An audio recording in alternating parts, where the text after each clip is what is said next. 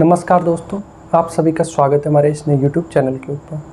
देखिए, हमने last time बात कर ली थी कि रेजिस्टेंस क्या होता है।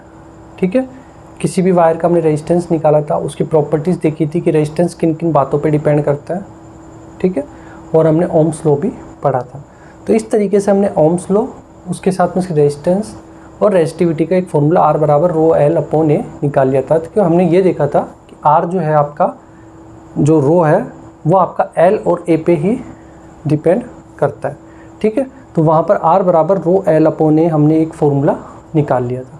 आज हम किसी कंडक्टिंग वायर के मटेरियल का हम रो ही निकालेंगे, रेजिस्टिविटी ही निकालेंगे। तो उसका क्या फॉर्मूला डिराइव होता है, बहुत इंपॉर्टेंट है, क्योंकि ये एग्ज़ाम में ओम्स लॉ के साथ में हमेशा ये पूछा जाता है। ठीक है, तो आप इसको अच्छे से समझेंगे। देखिए, रेजिस्टिविटी होती क्या है। कोई भी इलेक्ट्रॉन है वो मूवमेंट करेगा। आपका जब इलेक्ट्रॉन मूवमेंट करता है तो उसके पाथ में कितना ज़्यादा रेजिस्टेंस होता है, उसको एक जगह से दूसरी जगह जाने में कितना टाइम लग रहा है।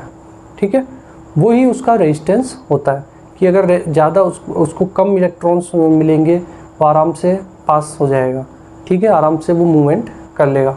अगर वहाँ पर उसको रेजिस्टेंस कम मिलेगा, मतलब उसको इलेक्ट्रॉन्स वहाँ और कम है और या तो वो आराम से निकल जाएगा। और अगर इलेक्ट्रॉन्स की नंबर ऑफ़ इलेक्ट्रॉन्स ज़्यादा होंगे, अंदर रेजिस्टेंस ज़्यादा होगा वायर का, तो वो बेचारा मूवमेंट थोड़ा स्लो करेगा। ये चीज़ अब आपको पता होनी चाहिए। ये एक ऐसे ही है कि एक तो आप अपनी कार को भीड़ वाली जगह में, छोटी गली में लेकर के जाओगे तो वहाँ रेजिस्टेंस ज़्यादा मिलता है, और यही आप कार को अगर आप हाईवे पे चलाते हो तो आपको रेजिस्टेंस कम मिलता है, आप रिलैक्स होकर के चलाते हो। तो सेम आपके इलेक्ट्रॉन के साथ भी यही चीज़ होती है। तो रेजिस्टिविटी के लिए हम एक फॉर्मूला ड्राइव करेंगे, बहुत ही इंपॉर्टेंट फार्मूला है। ये बार बार रिपीटेड एग्जाम में पूछा जाता है, तो आप इसका डेरिवेशन अच्छे से समझेंगे। मैं आपको डेरिवेशन पूरा समझाऊंगा। ठीक है, उसके बाद में फिर एक बार रिपीट और कर दूंगा, जिससे कि आपको कहीं कोई दिक्कत नहीं आए। तो चलते हैं हम हमारे टॉपिक के ऊपर। देखिए, रेजिस्टिविटी क्या होती है। मान लीजिए ये आपका कोई कंडक्टिंग वायर है। ठीक है, ये आपका वायर, इसकी लेंथ है आपकी L, क्रॉस सेक्शन एरिया आपका A है, और वोल्टेज मेरा V प्रोड्यूस हो रहा है। यहाँ तक आई थिंक किसी को कोई दिक्कत नहीं होनी चाहिए। एक कंडक्टिंग मटेरियल का वायर है जिसकी लेंथ आपकी L है, क्रॉस सेक्शन एरिया आपका A है, और इस पर हमने वोल्टेज डाल दिया है V। यहाँ तक किसी को कोई दिक्कत नहीं है। अब देखिए, R बराबर, अब देखिए सबसे पहले हम I निकालेंगे। I बराबर NEAVD होता है। A आपका क्रॉस सेक्शनल एरिया है और VD आपका वेलोसिटी, बाकी सारा कांस्टेंट है। तो VD आपका वेलोसिटी है, ड्रिफ्ट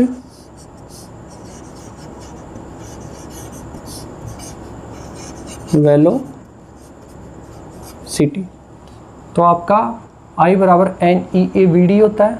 ठीक है, VD बराबर होता है आपका ड्रिफ्ट वेलोसिटी। अब देखो, ड्रिफ्ट वेलोसिटी की हमने आपको वो बताया था, EE टॉ अपॉन M।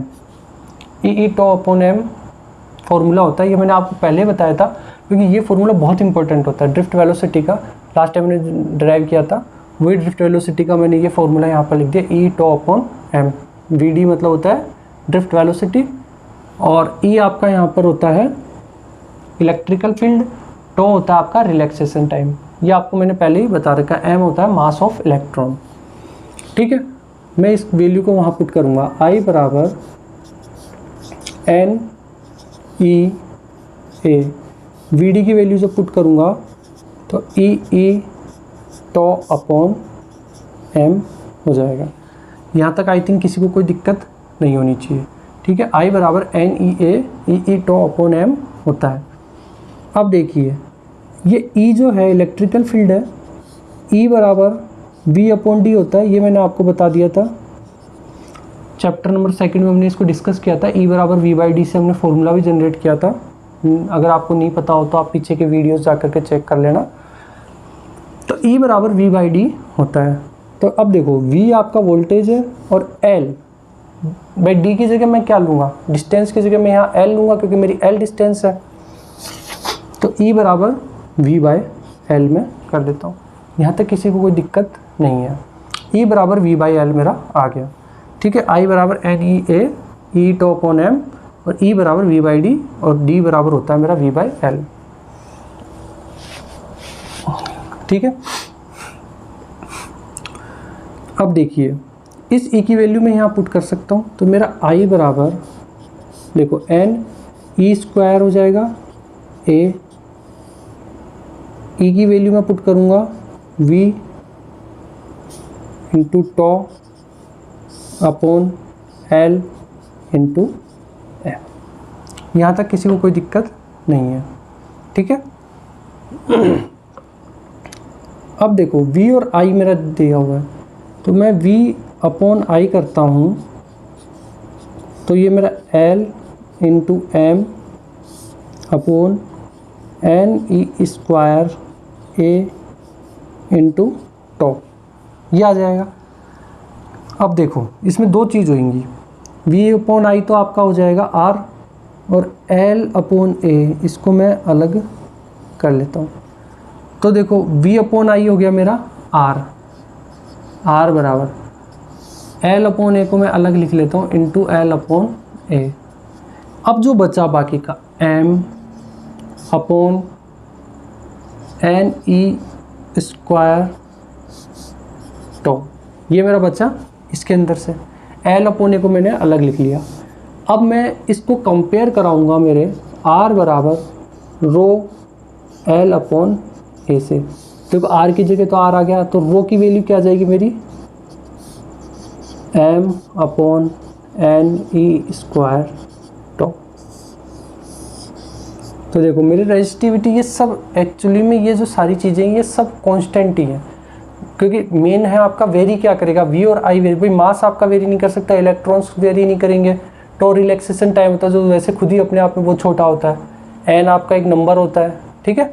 तो मेरा कहने का मतलब ये था कि रो देखो यहाँ रेजिस्टिविटी किसी इन पैरामीटर्स पे डिपेंड कर रही है और ये सब कांस्टेंट ही है एक तरह से, ठीक है। तो रेजिस्टिविटी हमारी डिपेंड किस पे करती है, सिर्फ हमारा रेजिस्टेंस जो है L अपॉन A पे डिपेंड करता है, और रेजिस्टिविटी का ये फॉर्मूला होता है। अब एक बार इसको हम समझ लेते हैं कैसे क्या हुआ।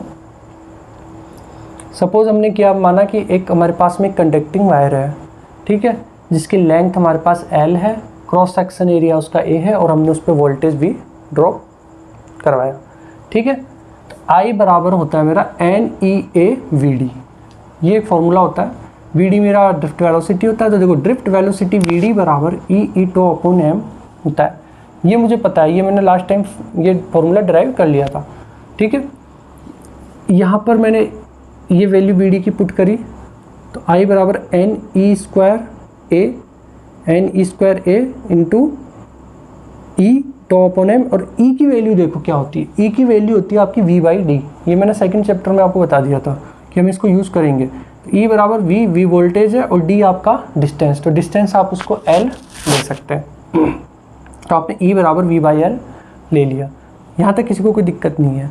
I बराबर NE² A into V into tau upon L into M, सारी वैल्यूज़ मैंने पुट करी है इस इक्वेशन के अंदर। मैंने E की वैल्यू पुट कर दी, पहले मैंने VD की वैल्यू पुट करी, फिर मैंने कैपिटल E की वैल्यू पुट कर दी, ठीक है।